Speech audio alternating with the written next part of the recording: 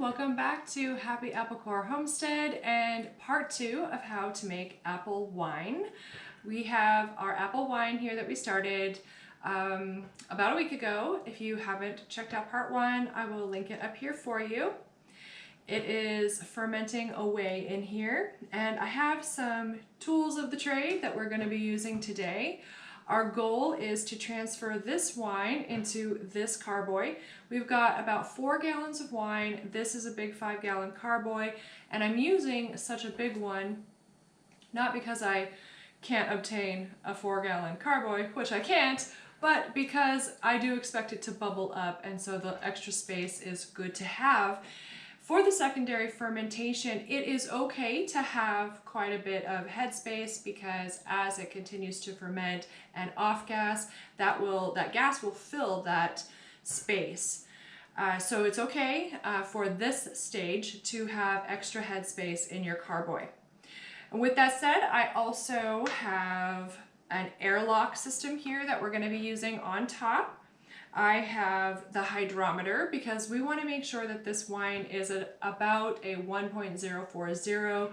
I think when we started it was a 1.070 or 0.80, one of the two. So we want it to be a little bit lower. I have sanitized my wine thief this time. If you watched the first video, I was like just getting over the flu and totally forgot to sanitize my wine thief, but we have it this time. And then I also have the auto siphon and the tubing that goes with it, which just makes it easier to transfer the liquid from one place to the next. And lastly, I have a tiny little bit of Everclear here that I'm going to put in the airlock, but you can use distilled water, boiled water, whatever you want, as long as it's sanitized. Speaking of sanitized, everything here that is going to be touching the wine has been sanitized. I use Easy Clean, but you can use whatever kind you like. Just make sure that anything that touches the wine has been sanitized.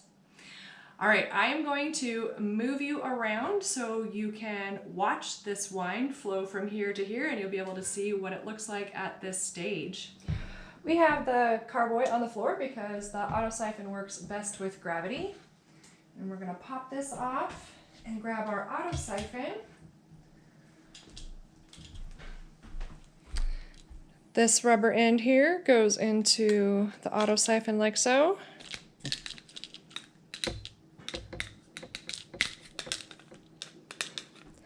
It's a little worn out, so it's not as smooth as it once was, but that's how she works.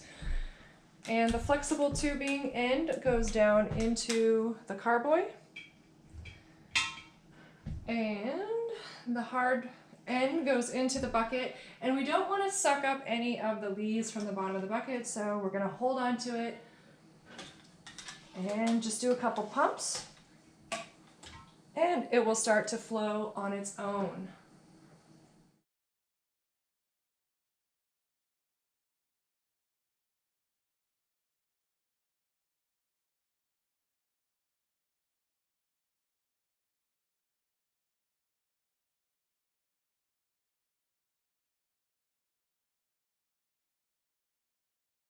Well, here is our pretty wine.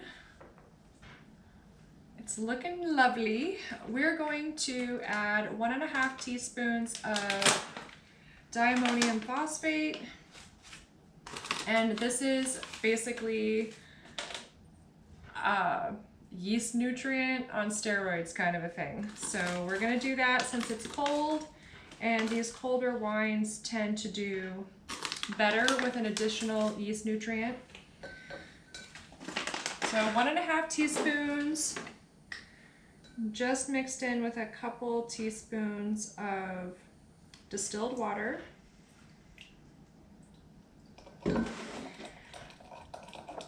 And you don't want to just put the crystals straight in your carboy because you could get a little bit of a volcano action. So mix it in with a little bit of water first. And pour that right in. And that will give it some really good stimulation in the fermenting process. This here is called the secondary fermentation. and it is going to sit here in this carboy for the next 2 to 3 weeks until it gets down to about 1.000 or 0.999 to 998. It can take 2 to 3 weeks for that to happen. We will be seeing quite a bit of action before too long here.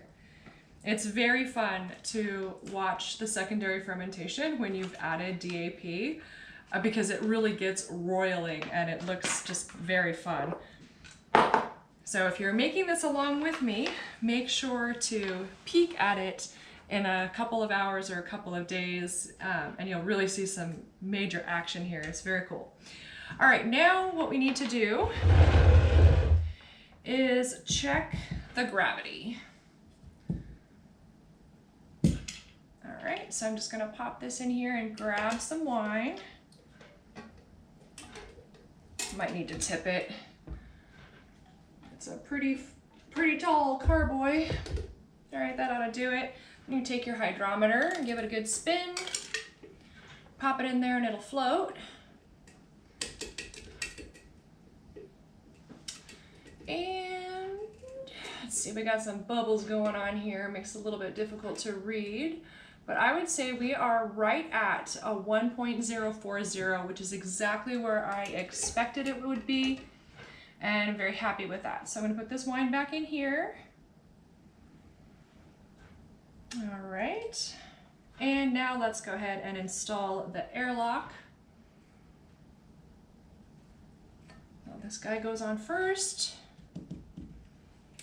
And this one goes right in the middle.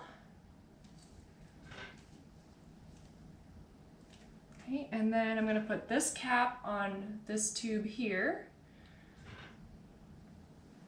And we're going to fill this up halfway.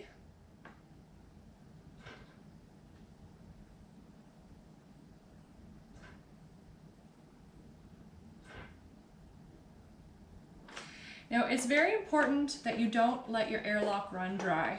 So make sure you check it often, once every couple days, to make sure that your airlock is not dry.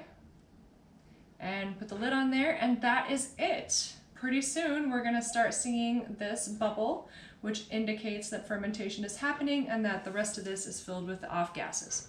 When that starts bubbling, I'll show you, but basically this is the end of part 2 of how to make apple wine.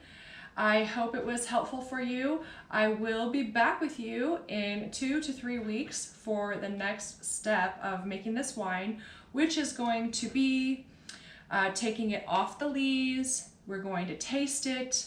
Potentially we'll back sweeten it.